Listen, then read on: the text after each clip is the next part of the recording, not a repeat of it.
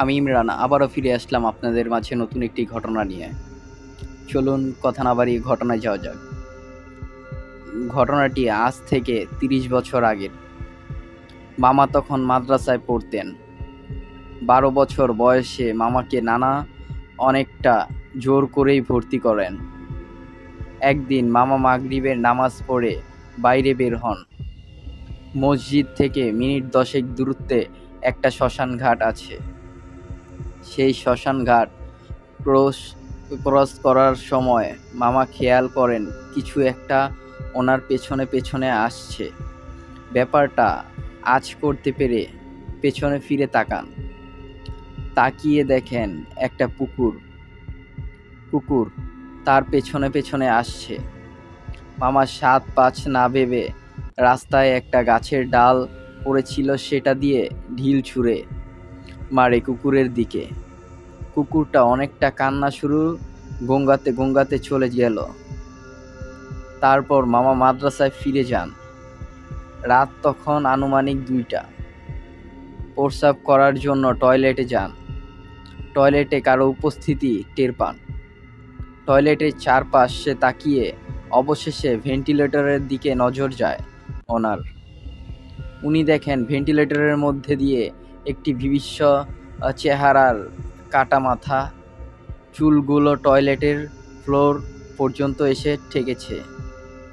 চোখগুলো লাল মনে হচ্ছে, এক্ষুনি রক্ত বের হবে। মাথাটা ওনার দিকে তাকিয়ে বলছে, তুই কাজটা ভালো করিসনি, তোকে ভোগ করতে হবে। মামা এটা দেখে সহ্য করতে না পেরে চিৎকার শুরু করে দেয়। চিৎকার শুনে মাদ্রাসার অন্যান্য ছাত্র এবং হুজুররা ছুটে আসে। মামা এতটাই ভয় পায় যে ওনার মুখ দিয়ে কথাই বেরোচ্ছিল না। অনেকক্ষণ পর মামা স্বাভাবিক হলে হুজুর জিজ্ঞেস করেন কি হয়েছে। মামা তাদের সব খুলে বলেন, শ্মশান ঘাট থেকে শুরু করে টয়লেট পর্যন্ত যা যা হয়েছে। হুজুর সব শুনে মামার শরীরটা বেঁধে দিল তাবিজ দিয়ে। তারপর মামা মাদ্রাসায় পড়া আধা রেখেই চলে আসেন বাড়িতে। আসল ঘটনা মামার বিয়ের আগে মেয়ে দেখা হয়ে গেছে। নানা বিশেষ কাজে বাইরে গেছেন, আসতে ১৫ দিন লাগবে। তাই মামার বিয়ে ১৫ দিন পরে হবে। বাড়িতে আনন্দমুখ পরিবেশ। মামা ঢাকা থেকে আসছিলেন বিয়ের বাজার সদাই করে। আস্তে আস্তে অনেক রাত হয়ে যায়। রাস্তা দিয়ে আসার সময় উনি দেখতে পান সাদা কাপড় পরে একজন মহিলা ওনার দিকে আসছে। কিছুটা সামনে আসতেই মামা দেখতে পান একটা বিকৃত চেহারার মহিলা ওনার দিকে চেয়ে আছে, হাসছে। মামা কিছুটা ভয় পেয়ে নিজেকে সামলে ওই মহিলাকে ক্রস করে যাওয়ার সময় মহিলা পেছন থেকে বলে উঠল, কিরে ভুলে গেলি আমায়? জোরে জোরে হাসার আওয়াজ শুনতে পান মামা। ভয়ে হাত পা নাড়াতে পারছিলেন না মামা। অনেক চেষ্টা করার গলা দিয়ে আওয়াজ বের হলো না। মনে হচ্ছে কেউ যেন ওনার গলা টিপে ধরে রেখেছে। আর নিজেকে সামলিয়ে রাখতে পারেননি। অবশেষে মামা অজ্ঞান হয়ে যায়। সেদিন থেকে মামা নিখোঁজ হন। প্রায় ১ মাস মামার কোনো খোঁজ ছিল না। বাড়ির সবাই প্রায় পাগল হওয়ার উপক্রম। এভাবে একটা জ্যান্ত মানুষ গায়েব হয় কি করে? নানা বিষয়টা কিছুটা আঁচ করতে পারেন। তাই ওনাদের এলাকার বড় হুজুরকে বিষয়টা জানান। বড় হুজুর সব শুনে শুধু একটা কথাই বললেন, এসে যাবে, তোমার ছেলে এসে যাবে। ৩ দিন পর রাতে ঘরের দরজাতে অনেক জোরে জোরে কারো নক করার আওয়াজে বাড়ির সবাই ঘুম ভেঙে যায়। দরজা খুললে দেখেন মামা কাঁদতে কাঁদতে দরজার সামনে অজ্ঞান হয়ে যান। অনেকক্ষণ পর মামার জ্ঞান ফিরে। তারপর মামা সব কথা খুলে বললেন, তার সাথে কি হয়েছিল। নানা আগেই জানতেন ব্যাপারটা, তার সবাইকে এ নিয়ে আর প্রশ্ন করতে মানা করলেন। কিছুদিনের মধ্যেই মামা স্বাভাবিক হওয়ার শুরু করেন।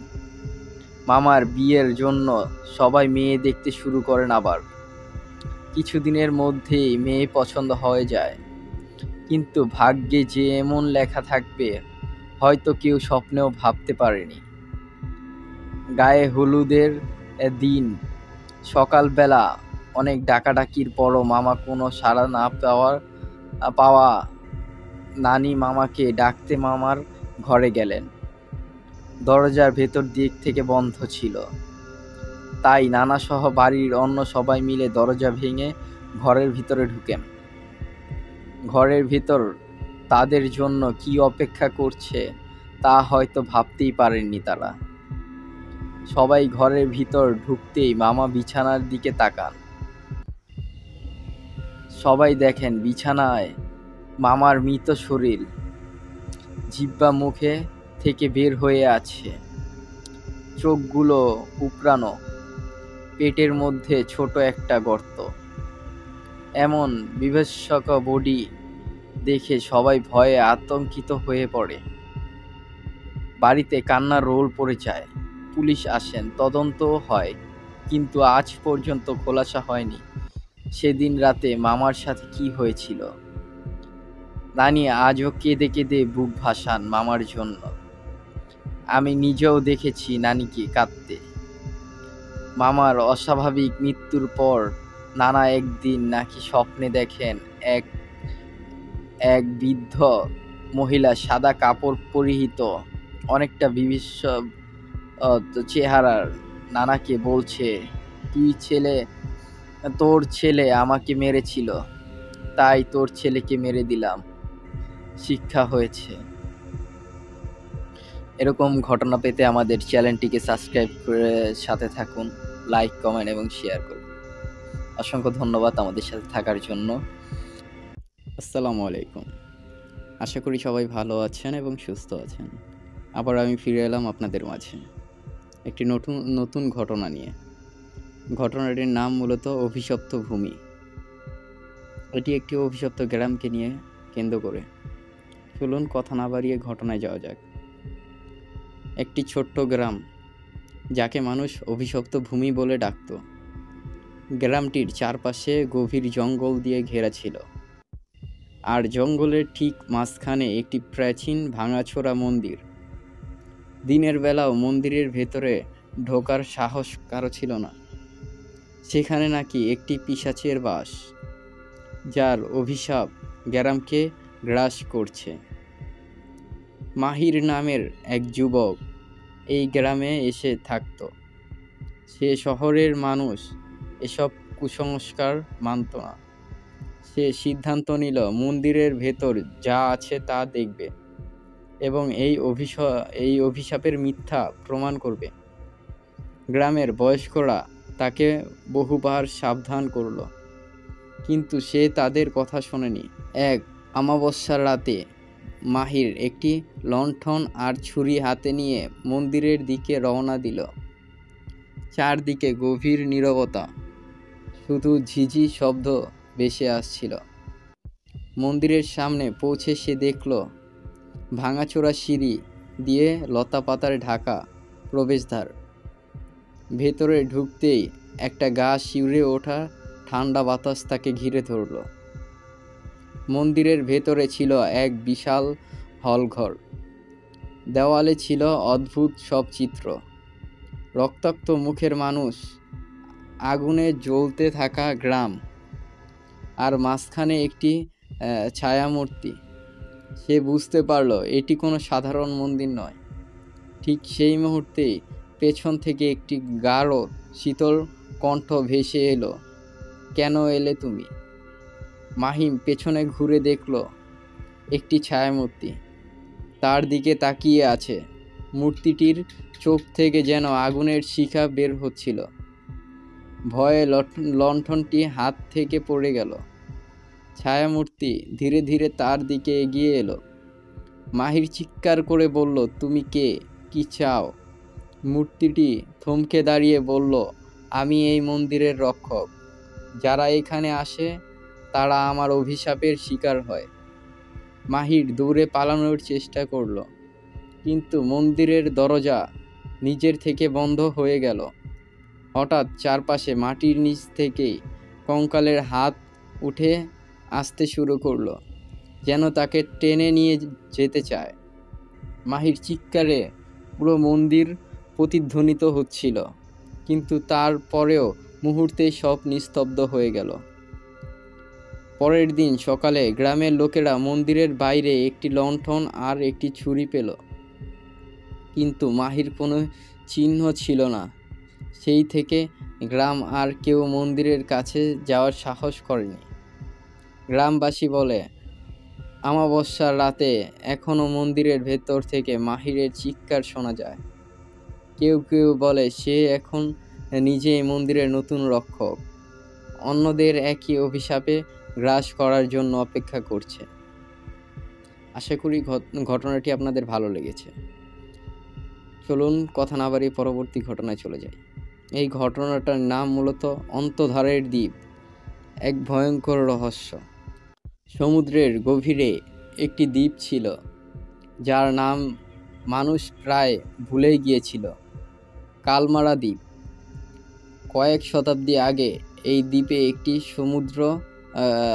সমৃদ্ধ গ্রাম ছিল, কিন্তু এক রাতে গ্রামের সমস্ত মানুষ হঠাৎ অন্তর্ধান করে।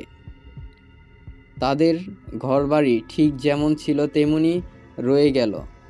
রান্নার হাঁড়িতে খাবারও অক্ষত ছিল, কিন্তু গ্রামের কোনো মানুষ বা প্রাণীর চিহ্ন মাত্র আর ছিল না। সেই দিন থেকে দ্বীপটিকে অভিশপ্ত বলা হয়। যারা সেখানে গিয়েছে তারা আর কখনো ফিরে আসেনি। এই কাহিনী বহুদিন ধরে মানুষের মনে আতঙ্ক সৃষ্টি করে রেখেছিল, কিন্তু আলমগীর নামের একজন সাংবাদিক ঠিক করলো সে সত্য উদ্ঘাটন করবে। তার সঙ্গী ছিল তার বন্ধু শামীম ও একটি গবেষণা দলের কয়েকজন। তারা একটি নৌকা করে দ্বীপে পৌঁছালো। দ্বীপটির দূর থেকে একেবারে নির্জন আর রহস্যময় দেখাচ্ছিল। চারপাশে অদ্ভুত নীরবতা। দলটি দ্বীপের পা রাখতেই হঠাৎ বাতাস ভারী হয়ে গেল, পাখিদের ডাক বন্ধ হয়ে গেল, আর জঙ্গলের ভেতর থেকে যেন কারো ফিসফিসানি শোনা গেল।